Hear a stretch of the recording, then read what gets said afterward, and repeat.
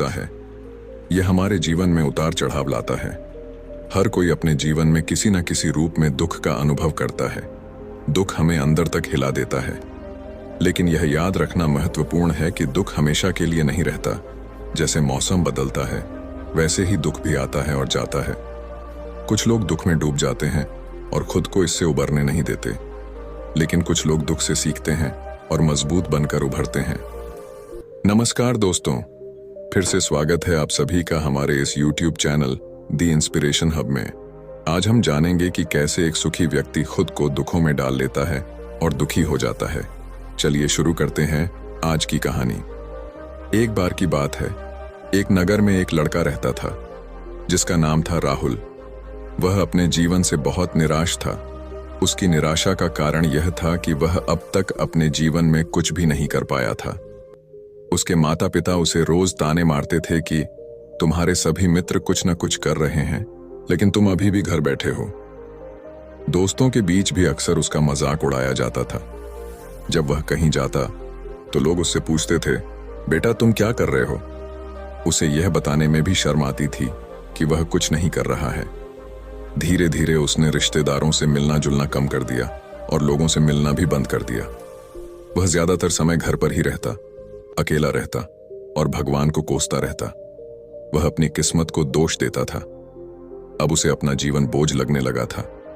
कभी कभी वह सोचता कि कब वह कुछ करने के योग्य बनेगा, और फिर वह सोचता कि जिंदा रहने से अच्छा मर जाना ठीक है। एक दिन वह अपने नगर की एक गली से गुजर रहा था। तभी उसने देखा कि एक गुरु दुख और परेशानियों पर उपदेश दे रहे हैं।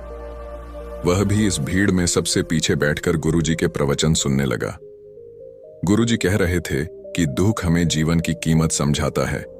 यह हमें सिखाता है कि सुख कितना अनमोल है। दुख एक शिक्षक की तरह है जो हमें जीवन की सच्चाई दिखाता है और हमें जीने का सही तरीका सिखाता है। दुख आने पर आप चाहे तो जिंदगी जीना भी सीख सकते हैं।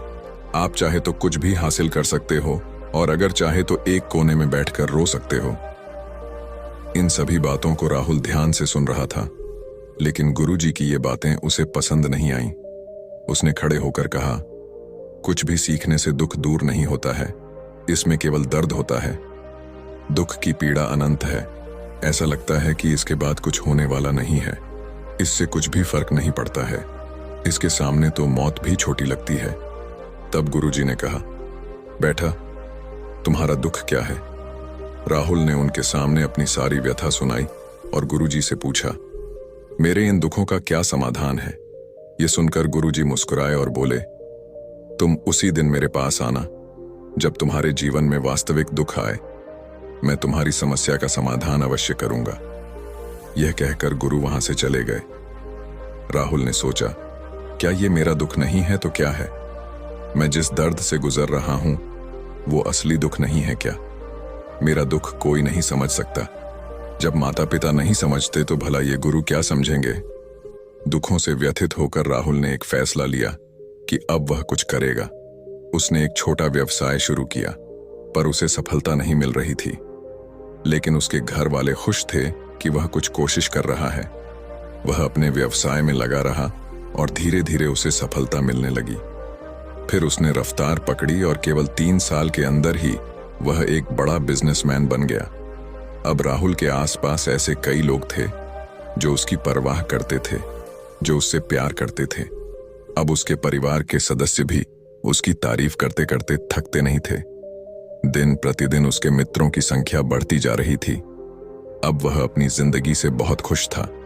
उसके कुछ दोस्तों ने उसे सलाह दी, जब तुम एक बड़ा बिजनेसमैन बनकर बहुत खुश हो तो सोचो तुम्हें कितनी खुशी होगी अगर तुम इस शहर और इस राज्य के सबसे बड़े बिजनेसमैन बन जाते।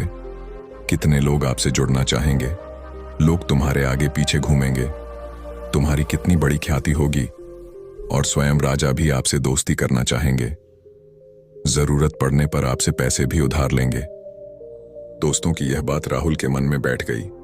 अब वह और पैसे कमाने की कोशिश करने लगा, लेकिन उसे यह सब बहुत ही जल्दी चाहिए था। वह समय बर्बाद नहीं करना चाहता था। वह अधिकांश समय इन चीजों को प्राप्त करने में लगाने लगा। इसलिए वह ऐसे काम करने लगा जो सही नहीं थे। उसने पैसे उधार लेना शुरू कर दिया।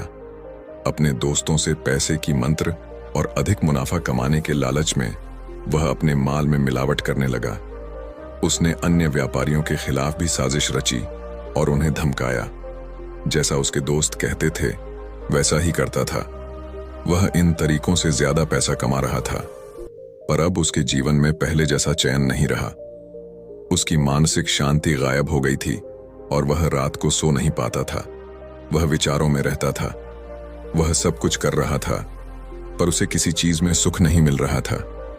एक दिन राहुल अपनी गाड़ी से कहीं जा रहा था, तभी रास्ते में उसे गुरु का आश्रम दिखाई दिया। वह गुरु के पास जाकर बोला, गुरुजी, आपने मुझे कहा था जब कभी जीवन में सच्चा दुख आए तो चले आना। अब मैं बहुत दुखी हूं। मेरी नींद हराम हो गई है, मुझे कहीं भी शांति नहीं मिल रही है। इस प्रकार राहुल ने अपनी सारी समस्याएं गुरुजी को बताईं। गुरु ने कहा, जब तुम पहली बार मुझे मिलने आए थे तब भी तुम किसी दुख में थे। तुमने उस दर्द से क्या सीखा? राहुल ने कहा, सिर्फ सोने और चिंता करने से कुछ नहीं होता। अपनी दृष्टि को सच करने के लिए मेहनत भी जरूरी है, और सिर्फ मेहनत करने से भी कुछ नहीं होता, परिणाम भी मिलना चाहिए। जब आपको लगे कि आपका लक्ष्य हासिल नहीं होने वाला है, तब राह में चाहे कितनी भी मुश्किलें आएं, मन कितना भी निराश क्यों ना हो, खुद पर आत्मविश्वास करना चाहिए कि मैं जो भी कर रहा हूं उसमें अवश्य सफल होऊंगा। लोग केवल सफल लोगों का सम्मान करते हैं। कोई कितना भी अच्छा क्यों ना हो, वह हमेशा लोगों की नजरों में बोझ बना रहता है। यह सब सुनकर गुरु मुस्कुराए और बोले, यह वास्तव में दुख नहीं है। जब तुम्हारे जीवन में वास्तविक दुख आए तब मेरे पास आना, मैं उसे ठीक कर दूंगा। राहुल ने जाते समय गुरु को सोने के सिक्कों से भरा घड़ा भेंट किया। घड़ा देखकर गुरु ने कहा, यह मेरे किसी काम का नहीं है, इसे पेड़ के नीचे गड्ढा खोदकर गाड़ दो। राहुल ने घड़े को पेड़ के नीचे दबा दिया। जैसा कि गुरु ने बताया उसने वैसा ही किया और वहां से चला गया। कुछ दिनों तक उसका कारोबार ठीक चल रहा था, लेकिन व्यापार के गलत तरीकों के कारण धीरे धीरे उसे व्यापार में घाटा होने लगा। उसकी सारी दौलत धीरे धीरे खत्म होने लगी और एक दिन ऐसा भी आया जब उसके पास कुछ भी नहीं बचा और उस पर कर्ज का बोझ चढ़ गया। परंतु वह निश्चित था, क्योंकि उसने सारा कर्ज अपने दोस्तों से लिया था। उसने सोचा था कि उसके दोस्त बुरे वक्त में उसके साथ खड़े रहेंगे, लेकिन ऐसा कुछ नहीं हुआ। जैसे ही बुरा वक्त आया, दोस्त पहले उससे कर्ज मांगने लगे। अगर उसने कर्ज नहीं लौटाया तो उन्होंने उसे जान से मारने की धमकी भी दी। उसके सभी शुभचिंतक और प्रियजन उससे दूर हो गए। उसके दोस्त जो उसके साथ मस्ती किया करते थे, अब उससे दूर भाग रहे थे। उसका परिवार उसकी गलतियां और कमियां गिनने लगा। उसकी सारी संपत्ति नीलाम हो गई और उसके पास कुछ भी न बचा।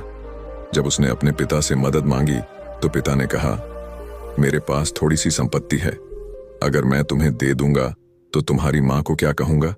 यह संपत्ति हमारा अंतिम सहारा है। राहुल के मन में गहरा दुख छा गया। उसके आसपास कोई नहीं था जो उसके दुख को समझ सके। लोगों के इस विश्वासघात के कारण वह अंदर से टूट चुका था। वह सोचने लगा कि अब जीने का कोई मतलब नहीं है, अब मौत ही मेरा सहारा है। वह आत्महत्या करने के लिए पहाड़ी पर जा रहा था। तब उसे याद आया कि गुरु ने उससे कहा था, जब तुम्हारे जीवन में वास्तविक दुख हो तब मेरे पास आना। राहुल गुरु के पास गया और अपनी सारी व्यथा सुनाई। आंखों में आंसू लिए उसने कहा, गुरुदेव, मेरे दुख का निवारण कीजिए। तब गुरु ने कहा, जब जीवन में असली दुख आए तब मेरे पास आना, मैं इसे जरूर ठीक करूंगा। पहले आप मुझे बताओ कि आपने अपने दुख से क्या सीखा? राहुल ने कहा, मैंने यह सीखा कि जो लोग हमारे जीवन में आते हैं वे हमारी सफलता और प्रगति के कारण हमें धोखा जरूर देंगे, क्योंकि बुरे समय में वे हमारे साथ नहीं खड़े होंगे। वे अच्छे समय में ही हमारा फायदा उठाएंगे और बुरे समय में हमें छोड़ देंगे। उन लोगों पर ही भरोसा करें जो हमारे बुरे समय में हमारे साथ खड़े रहते हैं, लेकिन ऐसे लोग बहुत कम होते हैं। जिनके पास हैं उन्हें उनकी सराहना करनी चाहिए, उनका अपमान नहीं करना चाहिए। कभी भी किसी के खिलाफ साजिश नहीं रचनी चाहिए। अपना काम ईमानदारी और धैर्य से करें और कभी लालची न बने। अपने सारे दुख, दर्द और अनुभव बयान करने के बाद राहुल गुरुजी के सामने आंखों में आंसू लिए बैठ गया। कुछ देर बाद गुरुजी उठे और पेड़ के नीचे गड्ढा खोदा और वह घड़ा निकाला जो सोने के सिक्कों से भरा हुआ था। उन्होंने सबल को देकर कहा, मेरे पास तब आना जब तुम्हारे जीवन में वास्तविक दुख हो। राहुल ने अपने गुरु को धन्यवाद दिया और उन्हें प्रणाम करके चला गया। उसने पैसों से एक छोटा सा व्यवसाय शुरू किया। अब वह छोटा व्यापारी बनकर भी खुश था। उसने पूरी लगन और ईमानदारी से कारोबार किया और जल्द ही वह अपने शहर का एक बड़ा व्यापारी बन गया। उसका जीवन सुख सुविधाओं से भरा हुआ था, लेकिन जीवन में दुख कभी भी आ सकता है। राहुल के जीवन में भी दुख आया। उसके माता पिता की मृत्यु हो गई। वे दोनों एक ही दिन मर गए। राहुल अपने माता पिता से बहुत प्यार करता था, इसलिए उनके निधन से उसे गहरा सदमा लगा। उसने अपने माता पिता का अंतिम संस्कार किया।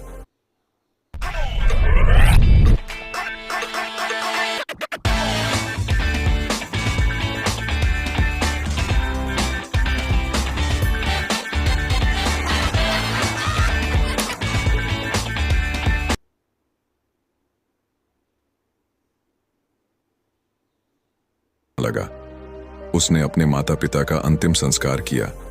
शव जलते हुए देखा तो उसका मन बेचैन हो उठा। उसके मन में कई सवाल उठने लगे। वह घर वापस आ गया। उसने अपने माता पिता के घर और संपत्ति को देखा जिसके लिए उसके पिता हमेशा लड़ते रहे। आज वह खाली पड़ा है। जिन्होंने इसकी देखभाल की, इसके लिए प्यार किया, वे इस दुनिया से चले गए। उसके पिता ने जो कुछ कमाया वह सब यहीं रह गया। एक दिन पहले तक उसके पिता मारपीट करते थे किसी के साथ अपनी संपत्ति के लिए। आज वे खुद इस दुनिया से चले गए। उसका मन ऐसे अनेक विचारों में भटक रहा था। वह अंदर से अकेला और डरा हुआ महसूस कर रहा था। वह खाली महसूस कर रहा था। उसे लगा कि कुछ तो है, परंतु वह समझ नहीं सका। इसलिए वह गुरु के पास गया। उसे देखकर गुरु ने कहा, क्या जीवन में कोई दुख है? राहुल ने कहा, वैसे तो जीवन में कोई दुख नहीं है, सब कुछ अच्छा चल रहा है, लेकिन आज मेरे माता पिता का देहांत हो गया है। मैं इस घटना से बेहद दुखी और परेशान हूं। गुरु ने कहा, इसमें दुखी होने की क्या बात है? एक दिन सबको मरना है। मुझे भी मरना है, तुझे भी मरना है। शायद तुम कल ही मर जाओ या आज भी मर सकते हो। राहुल ने कहा, क्या कह रहे हो गुरुजी? मैं भी मर जाऊंगा, लेकिन मैं अभी जवान हूं। गुरु ने कहा, सभी इस भ्रम में जी रहे हैं कि मृत्यु केवल बूढ़ों को आती है, लेकिन ऐसा नहीं है। जवान भी मर जाते हैं, बच्चे भी मर जाते हैं। मौत का उम्र से कोई लेना देना नहीं है। ये सभी को प्रभावित करती है। गुरु की यह बातें सबल के मन में बैठ गईं और वह चुपचाप चला गया, लेकिन उसका मन अभी भी बेचैन था। वह खाली महसूस कर रहा था। वह सारा दिन अपने भीतर ही सोचता रहता कि वह कौन है, वह इस दुनिया में क्यों आया है, इस जीवन का लक्ष्य क्या है। ऐसे कई सवाल उसके दिमाग में लगातार उठ रहे थे, लेकिन उन्हें अपने किसी भी सवाल का जवाब नहीं मिल रहा था और उसका दुख दिन दिन बढ़ता ही जा रहा था। कुछ दिन बाद वह फिर से गुरु के पास पहुंचा और बोला, हे गुरुदेव, मैं बहुत दुखी हूं क्योंकि मैं यह नहीं जान पा रहा हूं कि मैं कौन हूं और मैं इस दुनिया में क्यों आया हूं। यह सुनकर गुरु मुस्कुराए और बोले, आज आपके जीवन में पहली बार सच्चा दुख उत्पन्न हुआ है। यह वास्तव में दुख कहलाने लायक है। हम नहीं जानते कि हम कौन हैं और हम क्यों आए हैं। राहुल ने अपने गुरु से कहा कि उसकी दुर्दशा दूर करें।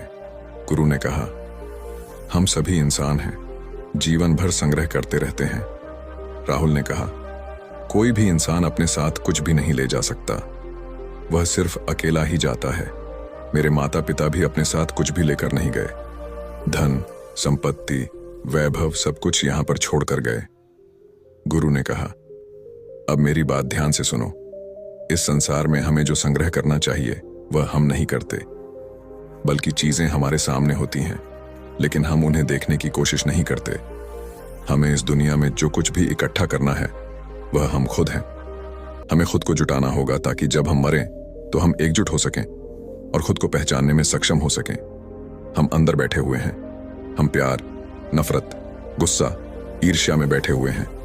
कर्तव्य, धन, स्थिति, प्रतिष्ठा, सम्मान, पहचान, धर्म, जाति, सैकड़ों हजारों ऐसी चीजों और इच्छाओं में हम विभाजित हैं और टुकड़ों में जीवन जी रहे हैं। इस विभाजन के कारण हमारी चेतना कभी एक नहीं हो सकती। हमारी चेतना की शक्ति बिखरी हुई है, इसलिए हमारे पास इतना समय नहीं है, इतनी ऊर्जा नहीं है कि हम मर सकते हैं और अपने भीतर देख सकते हैं। वास्तव में धन, सम्मान और सुविधाओं के अभाव को लोग दुख समझते हैं और जीवन भर के लिए इसे दुख का कारण बताते रहते हैं और समाधान खोजने का प्रयास करते रहते हैं। उन्हें अपना समाधान कभी नहीं मिलेगा, क्योंकि जिसे लोग दुख कहते हैं वह वास्तविक दुख नहीं है। यह सिर्फ एक आदमी की इच्छा है, उसकी इच्छा कभी पूरी नहीं होती, इसीलिए व्यक्ति को कभी उनके प्रश्नों का समाधान नहीं मिलता। इसलिए इन सब से परे यदि आप अपने दुखों का परम समाधान चाहते हैं तो सबसे पहले खुद को समेटना होगा। इस दुनिया से अपनी ऊर्जा वापस ले लो और इकट्ठा करो। अपने आप पर ध्यान केंद्रित करो, स्वयं पर ध्यान दो। अपने मृत्यु से पहले अपने आप को जानने की कोशिश करो, बिखरो मत। राहुल ने कहा, गुरुजी, क्या हमें संसार को छोड़ देना चाहिए? हमारी सभी इच्छाओं को मार देना चाहिए? किसी से प्रेम नहीं करना चाहिए? धन संग्रह नहीं करना चाहिए? सम्मान की आशा छोड़ देनी चाहिए? गुरु ने कहा, भावनाओं और इच्छाओं से बिखरे हुए मनुष्य में से बाहर निकल आओ, जैसे कोई पत्थर पहाड़ से अलग होकर गिरता है।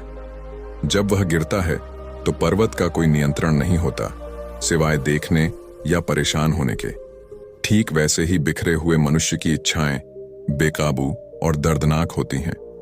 उसका अनियंत्रित मन इच्छा करता रहता है और कल्पना करता रहता है और यह दुख देता है। लेकिन जब एक व्यक्ति अपने मन को एकत्र करता है तो वह जो कुछ भी करता है वह उसके नियंत्रण में होता है, फिर उसकी इच्छाएं भी नियंत्रित होती हैं। राहुल ने कहा, आपने मेरा असली समाधान कर दिया है, अब मैं खुद को तलाशने की कोशिश करूंगा। गुरु ने कहा, मानव शरीर में बहुत ऊर्जा और शक्ति है, लेकिन यह फालतू के कामों में बटा हुआ है, बेकार की बातों में लगा हुआ है। यह एक बहुत ही शक्तिशाली मशीन की तरह है और वह बिना सोच समझे अपनी शक्ति बर्बाद कर रहा है, बिना किसी नियंत्रण के। इसीलिए इस शक्ति पर ध्यान दें, अपनी चेतना को इकट्ठा करें। राहुल को अपने प्रश्नों का उत्तर मिल गया। उसने अपने गुरु का धन्यवाद किया और चला गया। दोस्तों, कैसी लगी आपको आज की यह कहानी? हम उम्मीद करते हैं कि आपको यह पसंद आई होगी। इस कहानी से आपने क्या सीखा, हमें कमेंट करके जरूर बताएं और यह वीडियो अपने उन दोस्तों को भेजें जिनको इसकी जरूरत है। मिलते हैं ऐसे ही एक और कहानी के साथ। तब तक के लिए अपना ख्याल रहे और चैनल को सब्सक्राइब करना ना भूलें। धन्यवाद।